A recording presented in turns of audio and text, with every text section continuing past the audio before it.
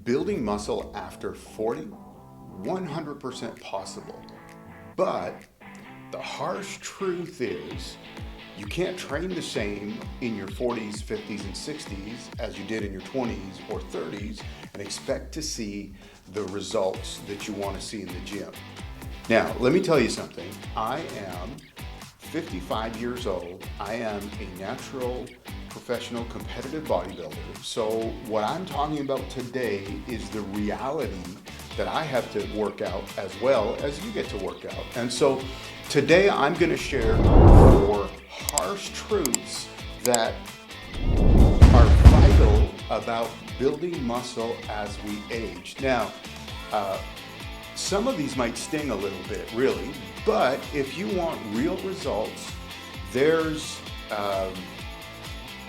no shortcut to this, okay? If we want real results, we're gonna have to do some things different than we did in our 20s and our 30s. These aren't bad, it just means we need to make some adjustments. So let's get right into it. So, number 1, your favorite exercises might actually be hindering your growth in the gym.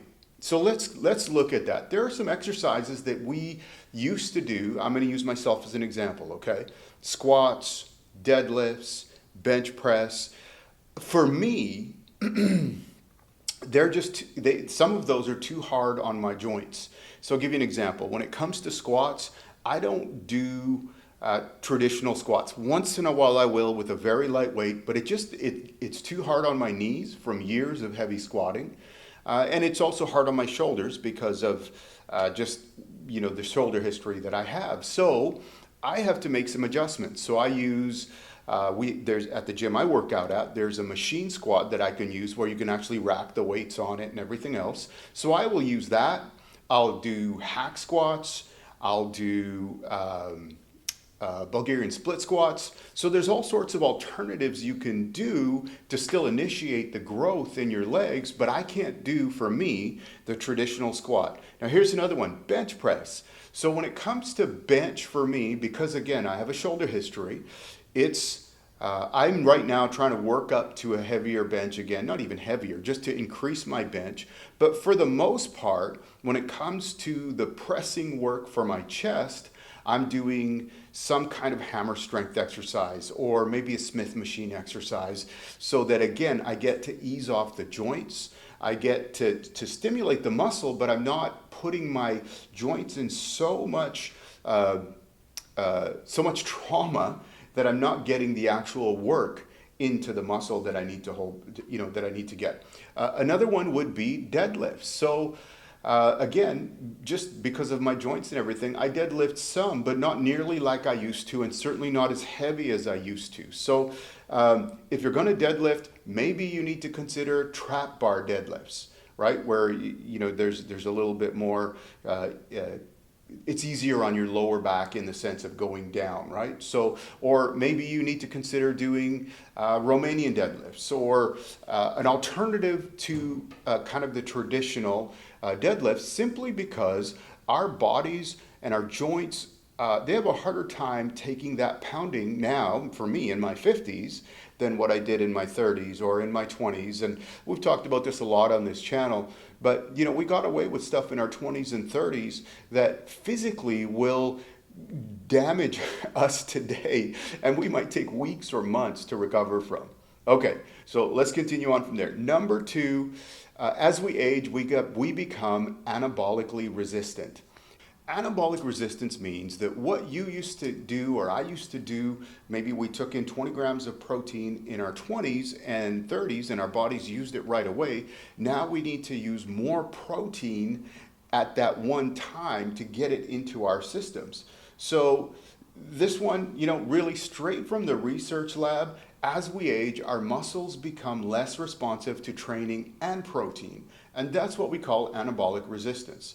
So what used to work when we had 20 grams of protein and maybe less sets doesn't work today. So what does that mean? It means that we should be aiming for 40 to 50 grams of protein per meal, and we need to basically be looking at 3 to 5 meals. We figure out our protein intake based on our lean muscle and aiming for a gram of protein per pound, and then split that into somewhere between 3 and 5 meals. And in those meals, you want to aim for 40 to 50 grams of protein in each meal. And now, as it comes to training, here's the other part of it, is we need to be looking at training more intensely. We need to be looking at, obviously, good form. And we need to work on tempo. Sometimes, I tell a friend of mine all the time, when we train, it's called weightlifting. It's not weight throwing. So we want to be careful about using momentum. So following full range of motion, but at a good controlled pace, and especially on the eccentrics. So we're coming down nice and slow if we're doing bench or whatever we're doing, and under control, okay? So remember, our goal is not just to lift a bunch of weight, it's to stimulate our muscles to grow. And so we do that by, again, increasing the intensity, increasing the volume, but also keeping our protein intake high and recognizing that we need to have more protein per meal than we used to in our 20s or 30s. Okay, number 3, your testosterone is not what it used to be. With that, it affects our recovery, it affects our speed, it affects our drive and our muscle building potential. Now, here's the good news. We still have control over a lot of what's happening with our body and our testosterone levels. And we're going to hit some real simple ones when it comes to testosterone and raising our testosterone. And the number one thing that you can do for your testosterone is get quality sleep. And that means somewhere in the neighborhood of 7 to 9 hours of quality sleep. And if you don't know, here's the other thing, if you don't know where you're at with your testosterone, go to see your doctor and get the blood work done so you know how it looks and you get some feedback from your doctor of where things are at and how you should proceed.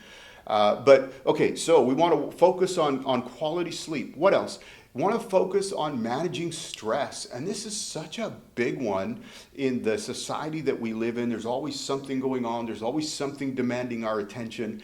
But we need to carve out some time in amongst all of that to say, okay, I need to slow down. Maybe you set aside some time. For me, I'm a Christian, so I have time set aside in my day where I read my Bible and I pray and I just have some quiet time with God, and maybe I'm going to spend some time journaling and things like that. But it just helps me have that time of peace. So that's pretty important.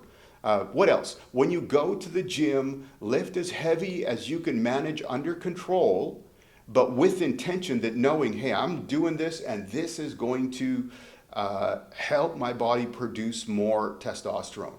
Okay, and what else? Focus on whole foods. So stay away from processed foods. And if you're going to have snacks through the day and you have a shake here and there, that's fine. I do the same thing myself. But remember, those are supplements. Those aren't the guts of your nutrition plan. So make sure you're eating quality whole foods, quality nutrition. Okay. And number 4, this one is a big one. And for me, anyway, it's a big one, is you're too stiff to grow. And what does that mean? If you're lifting heavy with poor mobility, you're not getting optimal growth, okay? And so this is where, and we're also setting ourselves up to injury. And this is where we need to really work on range of motion. Now, how do we do that? Well, there's active stretching. That's a big one. And like I said, for me, this is one of my biggest ones that I have to work on, is because I want to just get in the gym, do some warm-up sets and go and get on to training. But the best thing that I can do is do some actual, active stretching, dynamic warm-ups, get the blood flowing, get the mobility and the muscles through the range of motion. And that will help me with the training, but it will help me not get hurt. And ultimately, with being able to train through a full range of motion and train more intensely, I'm going to see a better response from my body in terms of testosterone production as well. Okay, so those are the 4, and there's not probably, I know there's more, but here's the thing. Why don't you put in the comments, what about you? What are you saying? Hey, this is the one I've really noticed as I've hit my 40s or my 50s, or one I really have to work on. And what's your solution? So thank you all for watching. If you got some value out of this, please take a minute and subscribe to the channel if you want to see more content like this, because we are putting out regular content that applies to anybody that's in their 40s, 50s, 60s. I think probably some of this is going to be relevant for your 20s and 30s too. However, if you got some value out of this, please subscribe to the channel. Give us a like for the video. Thank you for joining us. We'll see you next time.